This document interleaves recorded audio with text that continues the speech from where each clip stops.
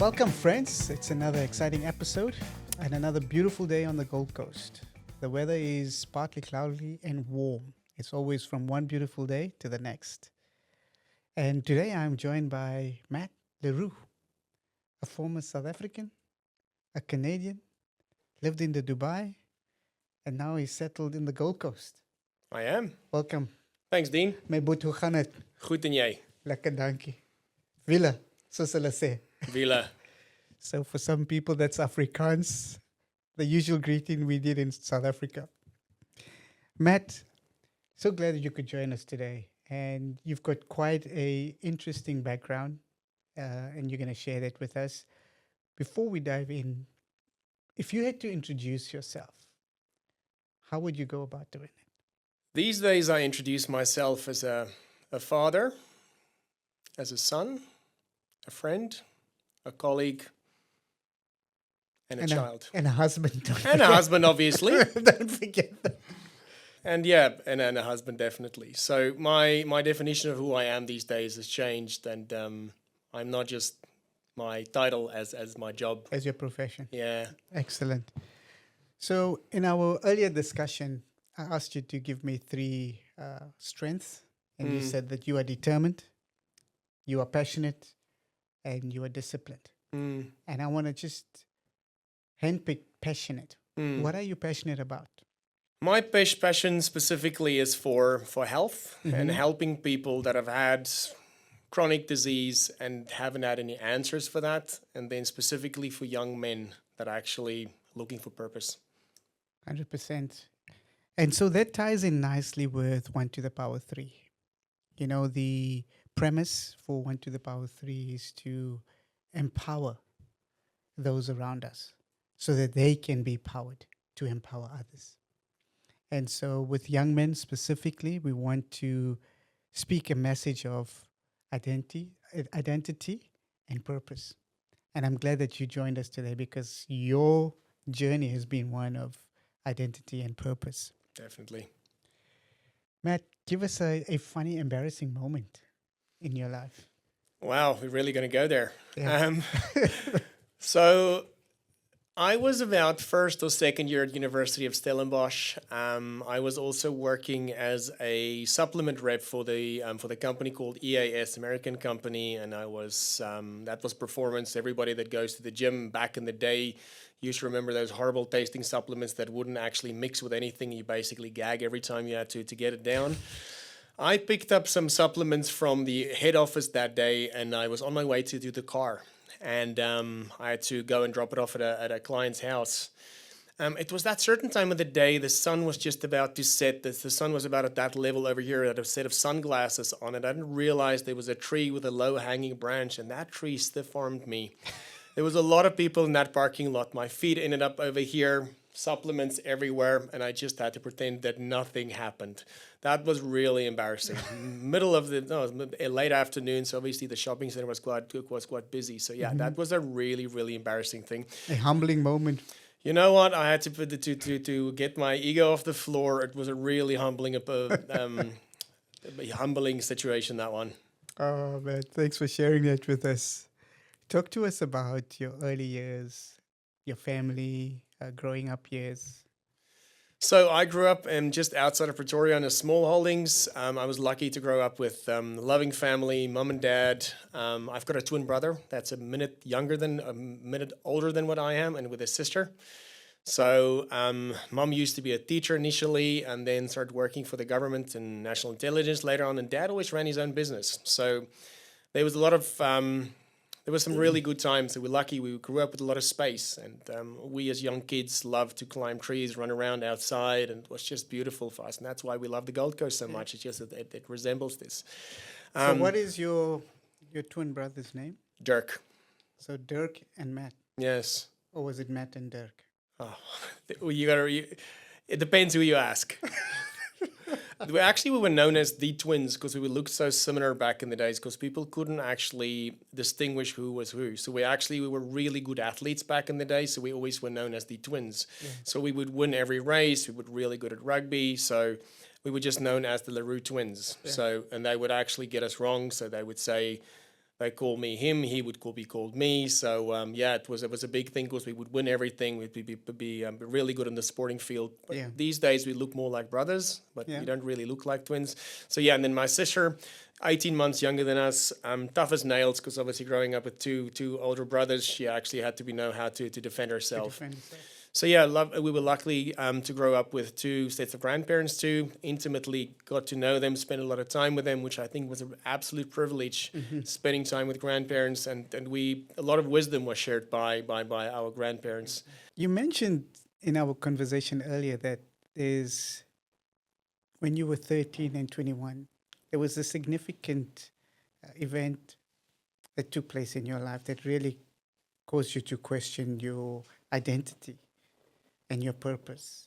Can you talk to us a little bit more about that? Yeah, so let's start off with the 1 and 13. So up to the age of 13, basically, my brother and I were really, really good. We defined ourselves as the athletes, and that's how everybody knew us. They thought about, they heard of these people before they even met us. So we sort of defined by our performance. And I had a head knock back when I was 13, and then at 14 I had a couple of injuries, and my being the fastest kid out there, I just wasn't there anymore. And my brother kept excelling and I didn't, and that was a really big moment for me, and I had to ask myself, who am I? It was a really hard one for me to actually to think to myself, I'm not that athlete anymore. I'm not that person that everybody spoke about. People spoke about my brother, but they sort of go, he's the other side of the twin. So it was a really difficult, and obviously at that time too, you had a lot of hormonal changes. So it was a difficult time for me actually to deal with that as who am I back at that young age. And it was really important for me for that, looking back at things, for that to have happened, because that have shaped who I am right now. And then you asked about the age of 21. Later on at 21, I sort of got into my rugby at the University of Stellenbosch, did really well. And I sort of believed back then I was going to be a Springbok rugby player. That was what all young boys believe that actually they want to do. And then I had a massive injury, and that whole dream was basically the house of cards came tumbling down. That glass was broken, and I had injury after injury after injury, and I had to myself, but I'm not that person anymore. What am I going to do? Who am I? And that was a big thing for me, and I had to redefine myself as I'm not my performance. I'm not that person that actually just lives at that on that level, and I've got to be someone, and I had to ask questions to myself and redefine everything. Yeah. So obviously you were going through some really deep, dark emotions at the time. You know, you were angry, frustrated.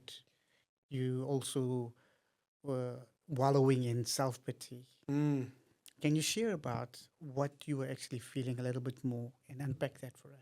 Specifically at the age of 21, I was really angry. I was frustrated. I was feeling sorry for myself. Like, why me? Why now? In my mind, I had this future all planned out. And why did this have to happen? And I was angry at myself. I was angry at God. I was angry at the people around me that didn't understand what I was going through, even though they were trying to support me the best they could. And I just filled that void that I had with all those answers. With obviously, I was hanging around with the wrong people. I was drinking too much and trying to fill that void with the substance, which actually made things just so much worse. I was anxious. I sort of felt depressed. I felt sorry for myself even more, and nothing really got any better. Yeah, you went out the night before. The next day, things were just worse, and nothing got any better. And that's where I had to ask myself: who are you? Who are you? What is your purpose? And it had to come at that stage where it had to come to God actually asking me, "Is like, who are you?" Now that you don't define yourself by being this top athlete or basically being this Based leader. on your performance. Yeah, based on performance. Who are you? And that was a pivotal day in my life that I actually had to ask myself, but who am I? Yeah. So let's unpack. You got into the wrong crowd. Obviously, you were searching for answers in substances, in alcohol. Your whole dream was just shattered. And what you defined as who you were at the time was totally taken away. And you had your brother that was still excelling. You had friends that were still excelling at the very thing that you loved. Now, the anger is there. But when something that you love so dearly, that really defines you at that age, can you share with us and with our friends that are listening? Because there's certainly young men that are going through that very, very same experience. What was it really that you were feeling down deep within you? We really felt like I didn't really have an identity back then. What was my purpose? It was the biggest void that I was trying to fill. I think you and I have spoken about this, like people that don't have purpose will fill that void with pleasure. And the thing is, I thought that what's going to fill that void for me is just basically hang around with the wrong people. I was looking for answers, hang around with these people, or these substances were going to give me answers of these things. But it was that question of who am I? You came back to that question. Yeah, it just came back to that, like, and the anger and frustration didn't go. And I think I was angry and frustrated. You got to ask yourself, why were you angry? Why were you frustrated? Because that was a symptom of something bigger, of that identity crisis that I was actually experiencing at that young age. And as a young man, we know at 21, your brain hasn't even actually fully developed. So the fact of it is, and that was what a big thing for me. And it was difficult emotions to deal with, but I must say it was something that really had to happen. So is it fair to say that you felt a sense of uselessness? Oh, very much I did. And unworthiness. Right? And obviously the anger, there was guilt associated with it. Yeah.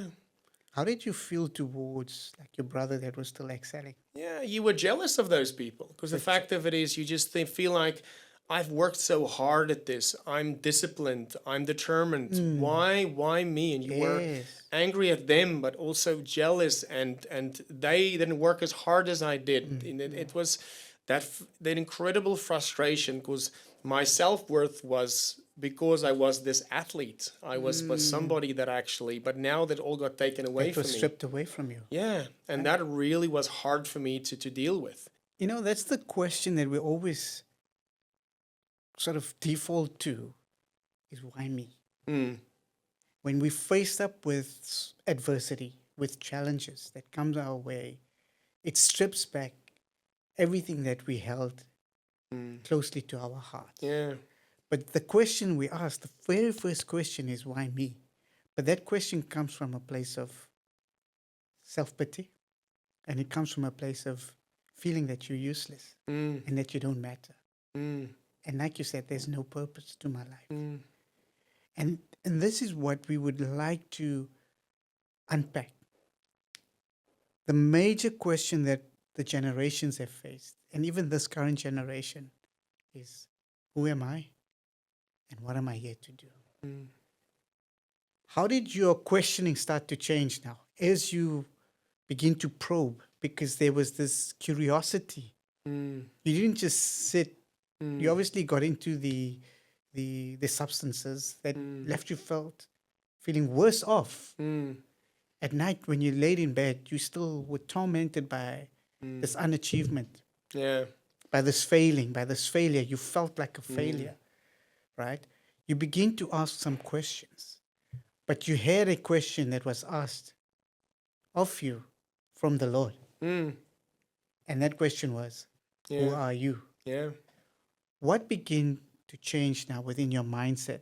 So first of all, I asked the question to the wrong people. So hanging out with the wrong crowd at that stage and actually asking from alcohol, you were never going to get the answer from that one. So I had to actually surround myself with good people. Yeah. I had to go and then define, I had to spend some time with God. And that's that I was really angry at him, because obviously why that happened. And I had to ask him. And that question that he asked of me is like, why now? Why me? It was that, and I was this frustration and anger. And I had to spend a lot of time with him in prayer, and also just reading his word, and to redefine things. And at that stage, I had to I started actually asking, and then I looked. With that, the internet wasn't as prolific, so I had to go into bookstores and things and speak to people. And I remember a book called The Purpose-Driven Life was one of the things from Rick Warren. You and I have spoken about that, where I actually had to go and look up in that book and just to see, who am I? I had to ask those questions and What's the surround purpose? yourself. Yeah. And your environment is just going to be so important. And I realized that. And actually, that athlete, you were surrounded by people that work hard, looked after themselves. Now you're in an environment with people that basically all their importance is about partying and destroying themselves. Yeah. You had to move yourself out of there into a good environment. And that's going to be important because that's going to be, like they always say, is show me your friends, they'll show you a future. So the search started now. And obviously you got to the end of the bottle. It still left you feeling empty. You started diving into reading the Bible, reading the Word of God. You started spending time with friends, and there were some key people that stood out to you that came alongside you in this time of searching. Who in particular can you think of? So, friend-wise, I would think one of my best friends, Dries van den Heever, he was we've met each other when we were 6 years old, and he was always there for me. I think we went through a lot together, and I always think back at the day, and I will always respect him for that. Our friendship nearly ended because we let a girl go between us because we liked him, and he was big enough to came to me and he said, "Can we please make sure a girl will never come between our friendship?" And we've known each other for over 40 years now. And that's really a privilege. And the thing is, talking to him through all the ups and downs, through the relationships, breakups, with these frustrations, with injuries, was just something that was really important. And then I had my folks were always there for me, and they were supporting me in everything that I did. And I think that was lucky that I have these supporting parents around me. And then also specifically my grandfather that I had on my mom's side, he would always ask the right questions. What do you call your grandfather? Opa. Opa. Yeah. So Opa was always there for me, asking the right questions. And he had a major in history. So the thing is that the stories that he told was always, but he was always, he didn't tell me what to do, but he would ask me the right questions. So a lot of the time, and I think in this day and age, it's important for people to get asked these questions like why, and have you thought about this? Have you thought about that? Where are you looking for your answers? What's your guiding light? And that's the biggest thing that I think you asked me back in the day. So having someone that would challenge you and challenge your thinking, and knowing you such a determined individual, right? You would then go deeper. How did you go deeper from there? How did you educate yourself, man? So there was a lot of reading that I did. I try to get my hands on as many books as possible about purpose, about different authors, and just physically spending time getting back into having a personal relationship with God. Back in the day, I grew up in the church, and I saw myself as a Christian, but I wouldn't really have a relationship with God. It was just that next level that I had, and as you see him as a father, as a friend, and that was one thing that actually clicked for me one day. It's just having someone like that. How much better can you have someone that actually is there for you in all, and have the wisdom, but always there for you.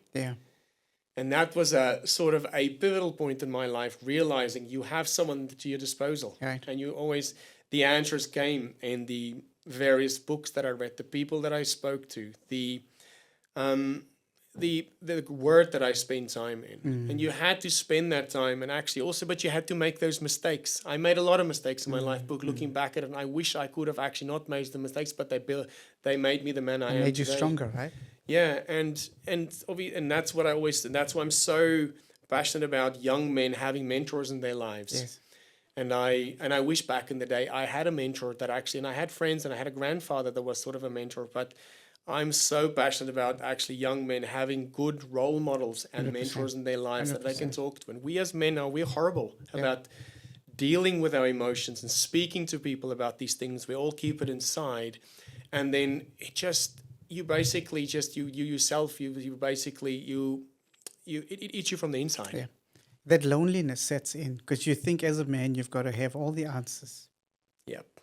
And you don't speak to other men, and you don't have a point of accountability. And you're speaking about that. We had a episode that I did with one of my friends, good friends, Hugh Taylor, and we spoke about looking at other men as a point of accountability. This is the premise behind 1 to the power 3, is to bring a safe place to create a safe space for young men, for men to become vulnerable, Mm. to find healing, Mm. to tap into their potential, to discover their identity so they can live free and full lives. It's so important. Part of the education was you had a desire to get into med school. Mm. Talk to us about how that came about.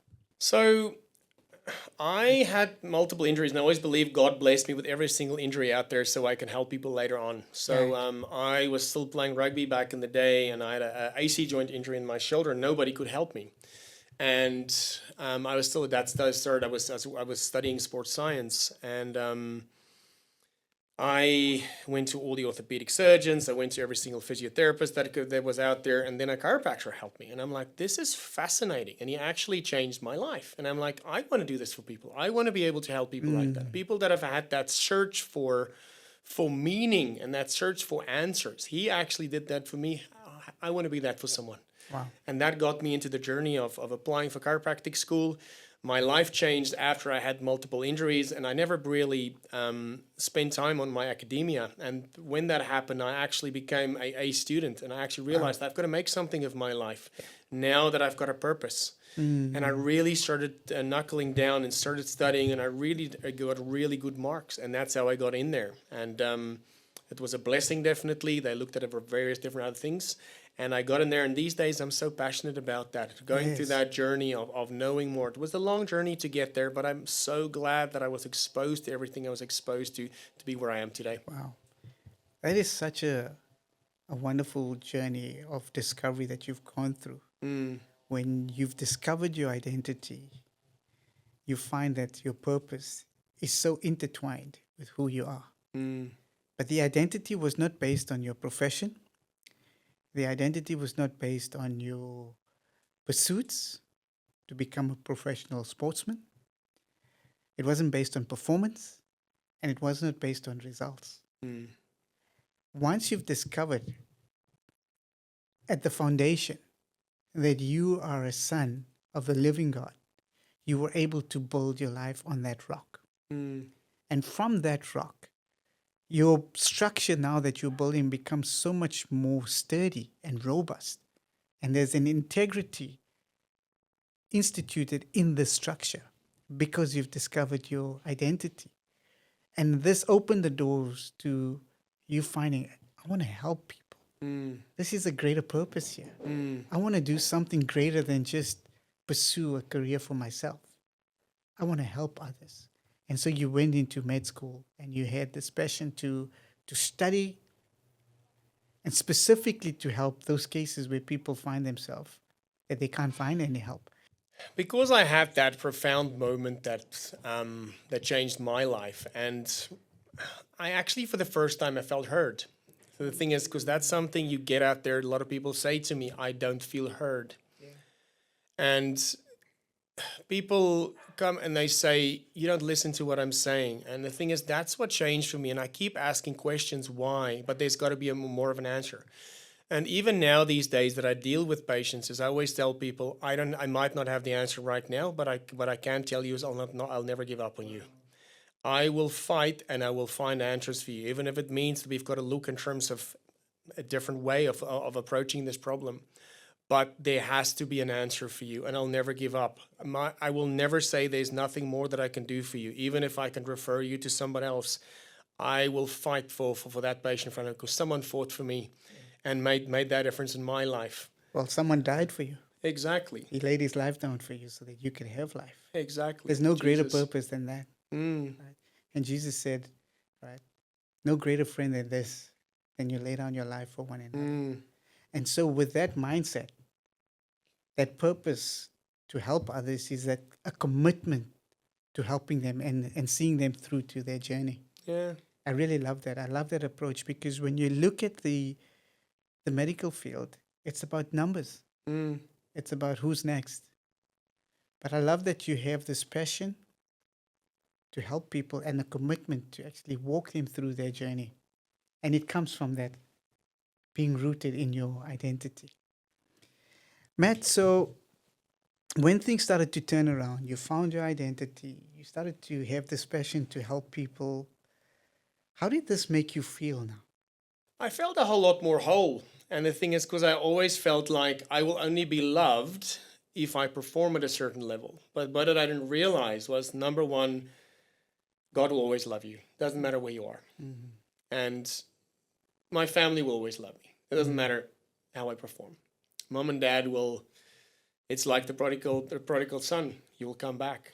And I think that void was filled that I realized was there, and there was this gaping hole. And I think I needed that self-reflection to realize why. Why was I feeling like this? Why was it behaving like this? Why was this aggression there? Why was this unneeded risk taking out there? Was that void? And I felt a whole lot more whole. And the biggest thing that I felt that I think that Christianity is giving you is peace. And I think that peace is something that you can never describe. Is that peace that you can have to know that you've got a purpose and know who you are. And the fact of it is, God defines who you are, not me. Yeah. He's your creator. He's your father. Yeah. And the fact of it is, I've got a bigger purpose. And my purpose now out there is there to help those people that actually don't get answers, but and coming to me. And that'll always be my goal, is to give those people, I'll listen to them. I don't always say I'm always getting it right. I fail a lot, but I learn from these mistakes that I have out there. But I will say is, these days, I don't see it as that failure don't define me anymore. Yeah. It actually now for me is, I either win or I learn. But and these learning opportunities are wonderful. I learn more of my patients than I ever learned more, but out of any textbook I ever opened. And that's wonderful. No patient presents like a textbook, and God has placed that person in your life for a reason. Everyone is unique. Yeah, and I see it that way. So your pain that you experienced, even though it frustrated you, even though it made you feel a sense of uselessness, when you probed to unpack it and why was it there, you actually found that there was actually beauty in that brokenness. 100%. And I think that's why conversations with other men is so important, because you don't really reflect on those things. And sometimes you would actually just sit and it'll go over and over your head like, poor me, poor me, poor me.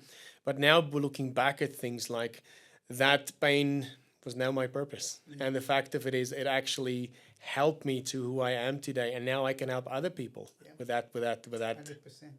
And also it gives you the opportunity to experience new experiences, go on new adventures, create new family, create new friends. Talk to us about, once you had this confidence in who you are and this purpose, how did life open up for you now? So you just look back at the years that have followed after that injury that I had at 21, how my life has changed of how I thought it was going to be. I studied, became a chiropractor, left South Africa and went to work in Australia. I would have never in my wildest dreams thought I would have done that. Worked in Sydney in Australia for 10 years, and then the journey took me to the Middle East, where I worked for 8 years, and now back on the Gold Coast. The amount of people that I met, the lessons that I've learned, the mistakes that I've made, it's just amazing. This journey is, I don't think we always appreciate this wonderful thing called life, the journey that we're on, and the richness of the experiences we have, and what we've been taught, and what the things we've experienced. It's wonderful. It's a blessing, and I see it as a blessing. Everything that I've gone through as a blessing.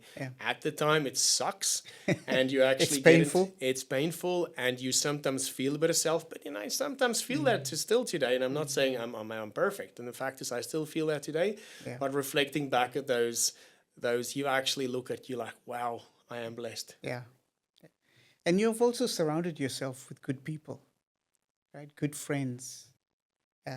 Talk to us about how important that is. We've said it earlier, show me your friends and I'll show you your future. I think some of the friends that I've had through the years is people that I still have contact with, and it's people that I've walked some paths with. Some people have been through more difficult things than I have. Sometimes I look at my own journey and I'm like, what I've gone through is nothing versus what other people have gone through. But I've really surrounded myself these days with purpose-filled men, with men that are got dreams, that got passion, that actually want to do something bigger than for themselves, that actually wants to grow in themselves and actually have good values. And I think it's so important that actually we surround ourselves with these people. And we've spoken about that as men, we're a lot of time we're loners. Yeah. We do not do that enough. And it's so important that we need these mentors and men that actually are good influences in our lives around us. And these are the men that's going to build you up.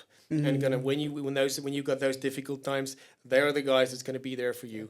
And then the times when you've got something to celebrate, those are the guys that are actually going to celebrate with you. Go and have a coffee with you and just give you a hug and say, it's going to be okay. Gonna be okay. Yeah, I'm with you. yeah, I'm with you. You're not alone. You're not alone.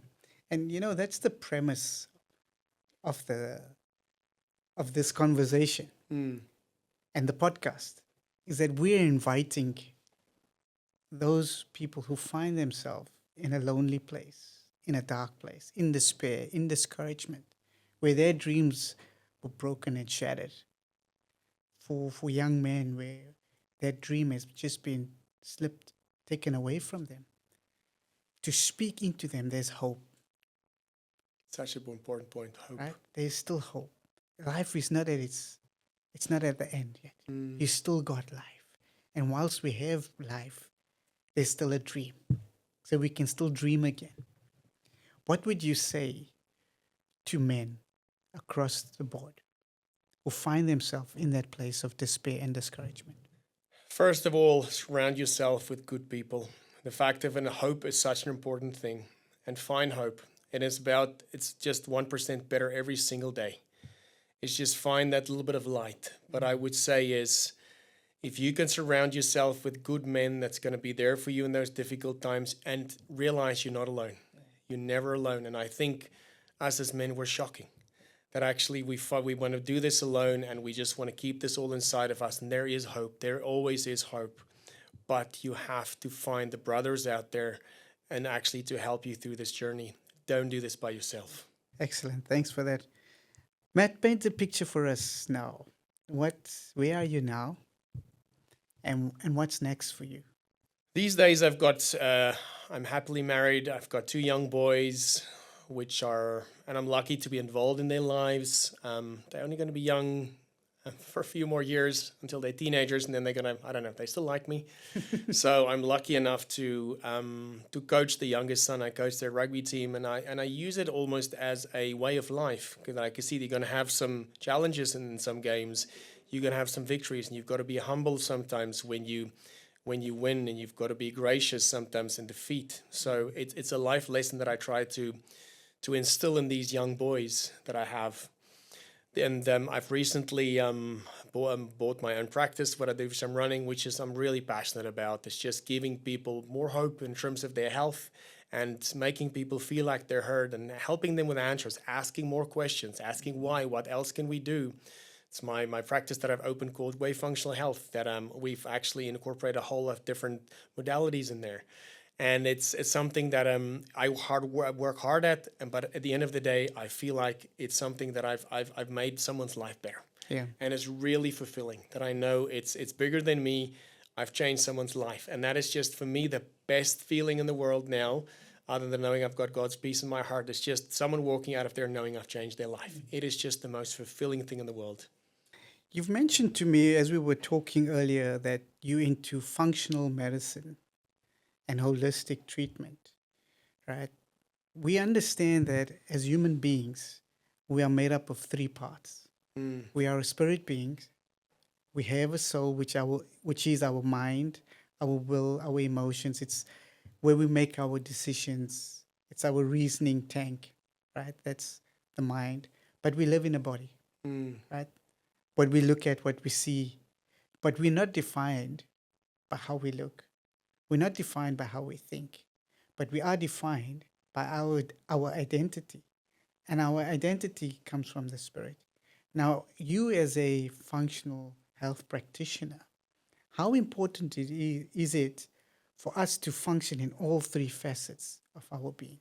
You know what? You can't actually, in the body is that belief system inside of us actually drives so much of what's going to happen in terms of your health journey. That mental, emotional, spiritual side that sits in the center of everything. We have to address all of those things, because if we don't, a lot of the time your parameters won't move. We've got the structural side, we've got the biochemical side, and then the electrical side of the body. And let me tell you, the more that I learn, the more I realize how little we know about the body. It's a fascinating, fascinating A thing. wonderful instrument. It is just unbelievable. And every day, I always tell my patients, this is what I know today. Tomorrow, something else might happen. And the thing is, there might be some new research that come out, and we know a bit more. And that's why it's always an adventure when I go into the practice of I'm going to see something new that I've never seen before. And it's a learning opportunity. But we have to address all of those. We cannot just say, and that's frustrating me in terms of medicine these days, it's just siloed these days. It's either you've got an orthopedic issue, you've got a psychological issue, or you've got a biochemical issue. At the end of the day, we're one human being. And there's a web-like interconnection between 100%. every single system in the 100%. body. Everything, your mind can affect the way a your gut network. works.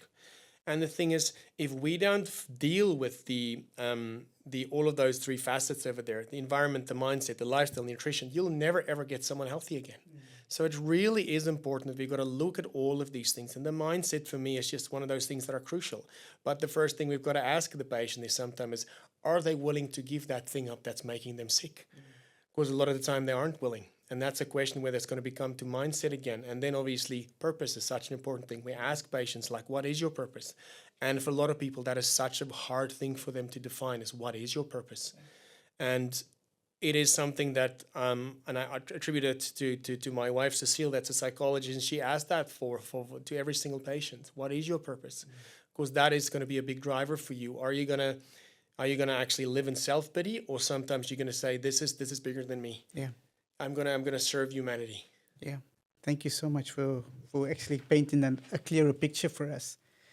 We want to bring this plane to land now, and excited for your new adventure with the practice. How can people get in touch with you? They can find us online at wavefunctionalhealth.com is our website, or they can email at admin@wavefunctionalhealth. We are on social media. We've got a website, we've got an Instagram page, and we're just in the process of setting up all the other social media channels. But that's going to be the best way you can find all our contact details on our website. Awesome. As we bring the plane to land, what are the 3 takeaways that we'd love to share with our friends? Right? There's 3 that we've already spoke about. Discover that you have something bigger inside of you. Discover your identity and that you have something bigger inside of you. Talk to us about that. Yeah, I think that was a big defining moment for me. And it's once you actually discover that true identity of who you are and what your purpose is, I think a lot of the anxiety and a lot of the other things fall away. And you realize that this is not about what other people think about. It's not about how to compare myself about this person out there. It's not about comparing myself to my neighbor. It's about actually who I am and who's defining what I am and what I can actually do. And that void that you used to have is now filled. And you know that I've got a bigger purpose and I serve and I am a child of God. That identity and coming into peace with oneself is really, really important.